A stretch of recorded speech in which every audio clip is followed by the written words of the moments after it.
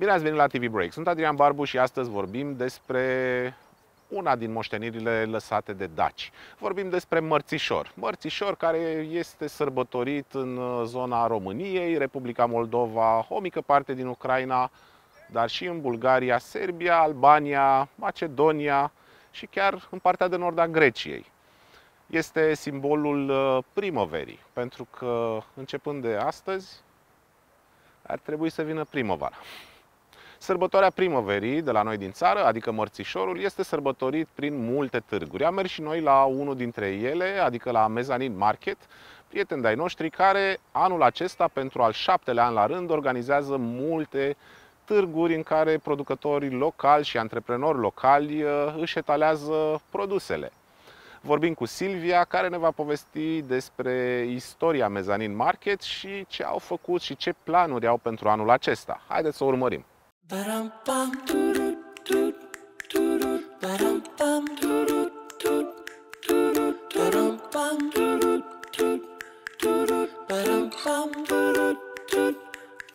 Easy as pie, lemon, apple or cherry. Loving you is so very sweet, sweet, sweet. How can it be such a piece of cake? And your smile is the icing. Loving you is a party. It's sweet, sweet, sweet. How can it be? And you make my candy coated heart melt when you take my hand and I am under your spell. Baby, I crave your affection when I stepped in sweet confection. Honey, you're my sugar. În acești primii 7 ani de Mezzanine Market am adunat alături 400 de antreprenori locali din diferite domenii. Fiecare ne vizitează cu o frecvență diferită, dar se bucură să se întâlnească cu clienții pe care îi adunăm aici, pentru că sunt oameni care le înțeleg povestea din spatele produselor și cu care pot să discute eventual lansări noi, să testeze produse noi, să afle de la ei o părere pe viu a lucrurilor pe care vor să le facă sau pe care tocmai le-au lansat. Partea asta de interacțiune care există la Mezzanine Market, că nu există doar o chestie tranzacțională.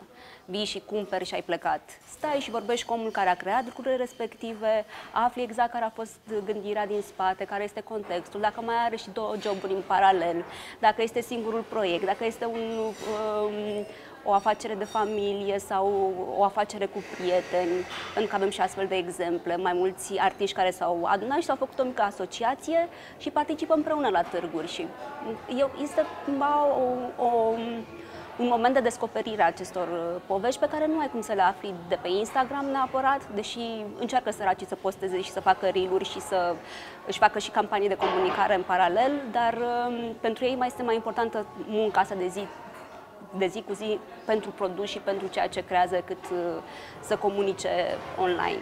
Iar evenimentele astea față în față, de fapt, îi ajută să își valideze ideile și să capete puțină încredere pentru următorii pași pe care îi fac în afacerile lor. Primele 2 weekenduri de primăvară au fost cu cadouri pentru iubăreți, pentru Valentine și Dragobete, dar am avut și mărțișoare pe 22 și 23 februarie.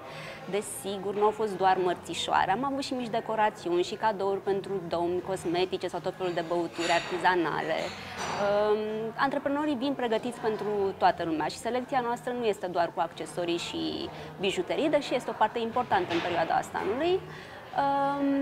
Avem diversitate și fiecare weekend se schimbă antreprenorii și artizanii invitați, astfel încât să fie câte o surpriză pentru fiecare în fiecare weekend. Urmează 1 și 2 martie, unde ne vom concentra pe cadouri pentru Ziua Femeii, iar în aprilie avem 2 weekenduri dedicate sărbătorilor de Paște, tot așa cu selecții diferite în cele 2 weekenduri, în general cadouri pentru casă, pentru familie, pentru cei mici.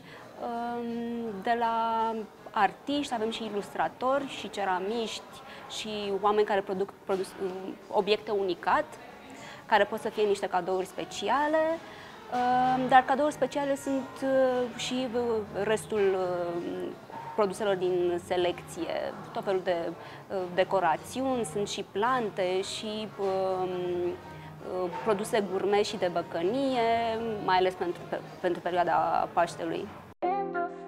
With a rhythm that's electric, where the clubs are packed and the dancers never rest. The beat drops heavy with a jazzy twist. Gonna swing it, gonna bring it to the hippest list. Acid bassline meets a trumpet melody. Vintage samples laid with electronic beat. Short vocal slices adding to the groove. It's a fusion of the past with that future move.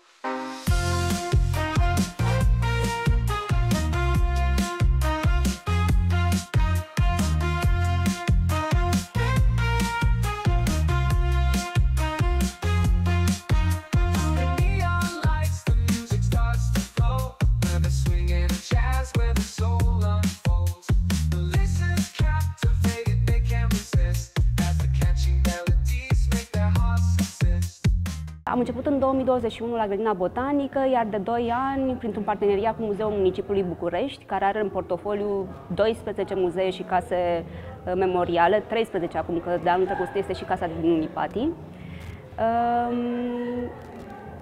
Activăm din portofoliul lor 4 locații centrale.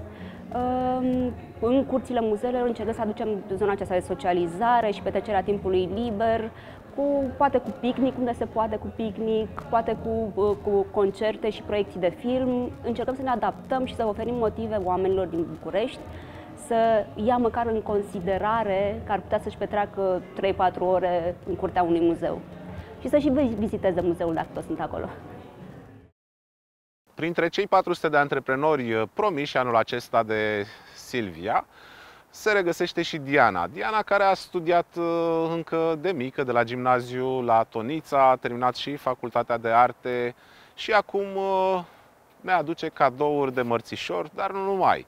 Ea a reușit să îmbine pasiunea cu un meșteșug destul de vechi și face mărțișoare sub formă de broșe din ceramică. Haideți să vedem cu ce se ocupă mai exact și să-i aflăm și povestea.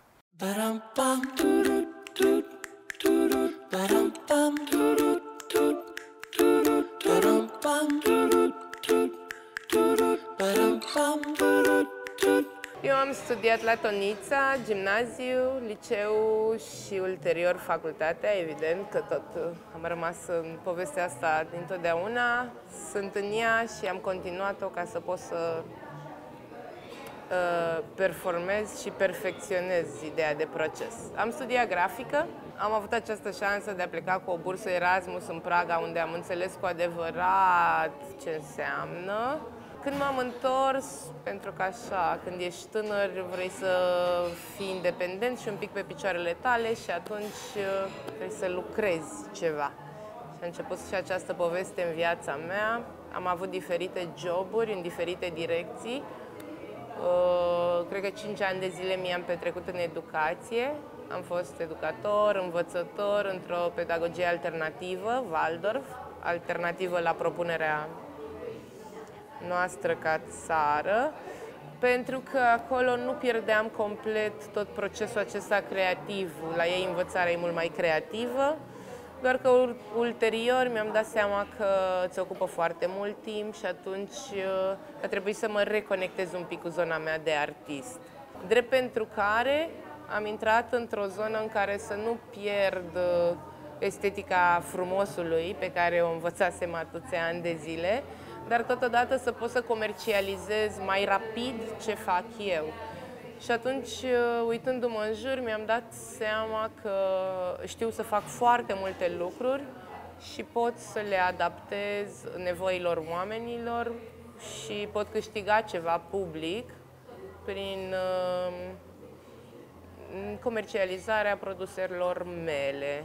Ce a fost interesant în tot demersul ăsta cu târgu și cu participarea pentru un weekend într-un spațiu definit și bine organizat și cu o tematică clară a fost interacțiunea cu publicul. Interacțiunea cu publicul este ceva cu totul special.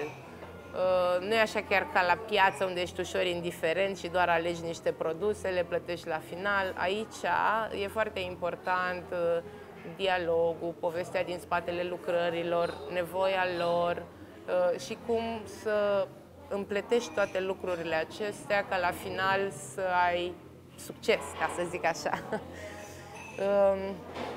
Da, chiar, deci eu am început cu Mezzanine Market în urmă cu 3 ani.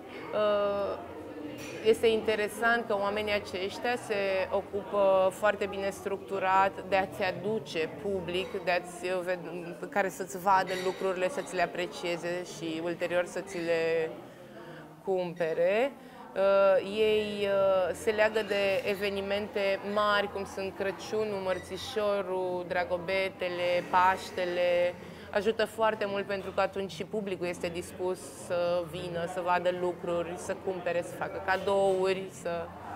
Și atunci, legându-ne de toate evenimentele acestea și noi ca producători și ei ca organizatori, obținem un rezultat frumos. Până data viitoare, nu uitați că și în acest weekend încă mai puteți cumpăra mărțișoare, inclusiv pentru bărbați, așa cum era obiceiul. Enjoy! Ba-dum-bum.